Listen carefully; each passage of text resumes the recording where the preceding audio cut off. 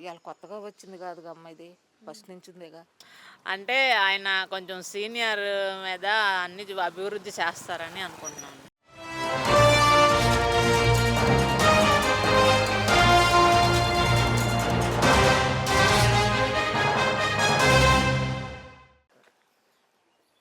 అమ్మ మీ పేరేంటి? సుశీల. ఓకే, ఎలా ఉందమ్మా? ఓకే అమ్మా, చంద్రబాబు నాయుడు గారి పరిపాలన ఎలా ఉందమ్మా?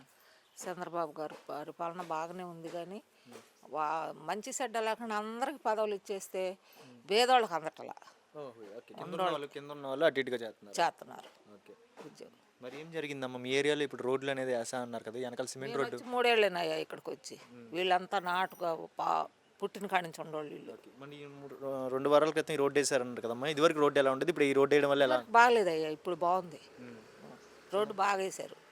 ఇదివరకు ఎలాంటి ఇబ్బందులు చూసారమ్మా రోడ్లు లేనప్పుడు? ఇంతలో నీళ్ళు వస్తే వాన వచ్చినప్పుడల్లా నీళ్ళు వచ్చేసాయి రోడ్డు మీదకి, ఇక్కడ దాకా వచ్చాయి.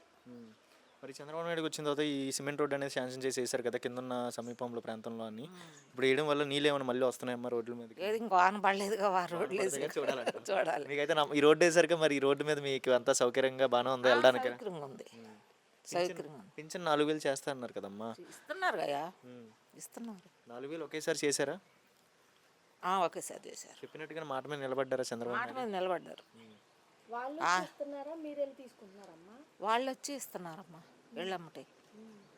కాకపోతే వర్షం వచ్చినా ఏదన్నా వచ్చినప్పుడు స్టోర్ ఉంటుంది కదా, అక్కడ ఉంటే మేమే వెళ్ళి తెచ్చుకుంటున్నాం. ఇప్పుడు ఫంక్షన్ ఇచ్చే దాంట్లో ఏమన్నా లేట్ చేస్తున్నారా, టైంకే ఇచ్చేస్తున్నారమ్మా? టయానికి ఇచ్చేస్తున్నారమ్మా. ఫస్ట్ రోజే ఇస్తున్నారు ఎక్కువగా. కొంచెం ముందు వెనక్కి వెళ్ళిన వాళ్ళకి 2వ తారీఖు 3వ తారీఖు 8వ తారీఖు వరకు ఇస్తున్నారంటగా. నాకు తెలియదు, 3వ తారీఖు వరకు ఇస్తున్నారు అనుకోవటం నాకు తెలుసు. నాకు మాత్రం ఫస్ట్ తారీఖుకే ఇస్తున్నారు.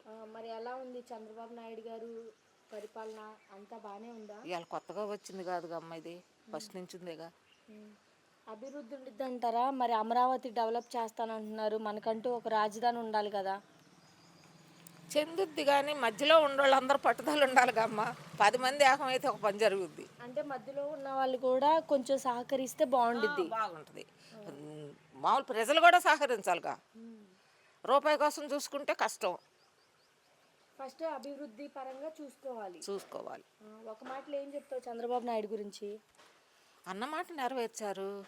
అందరూ ఎంతో మంది సీఎంలు చూసి ఉంటావు కదా, మరి ఇప్పుడు ఏం చెప్తావు చంద్రబాబు నాయుడు గారి గురించి? బాగా చేస్తున్నారు. ఆయనకు సహాయం చేయాలి మనలాంటి వాళ్ళు అందరం.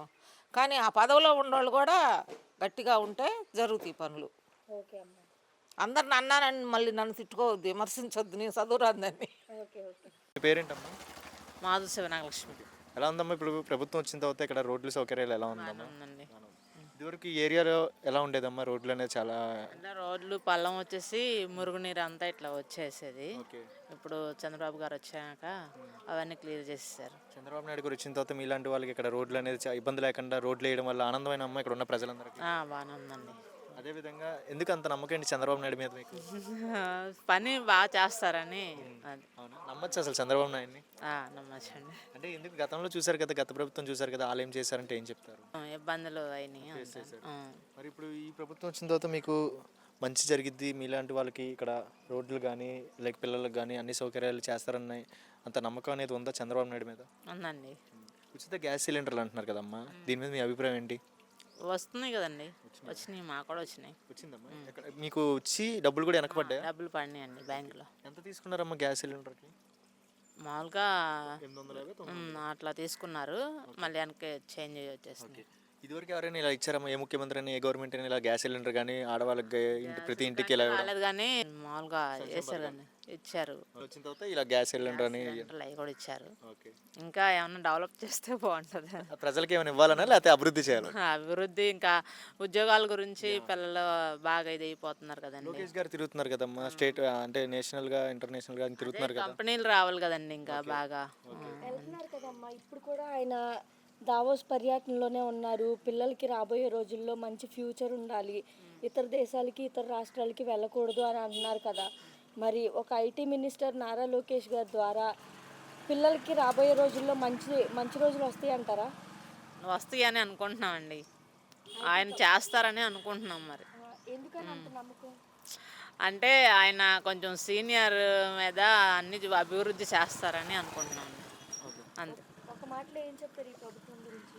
బాగుంటుంది అనుకుంటున్నాం అంతే.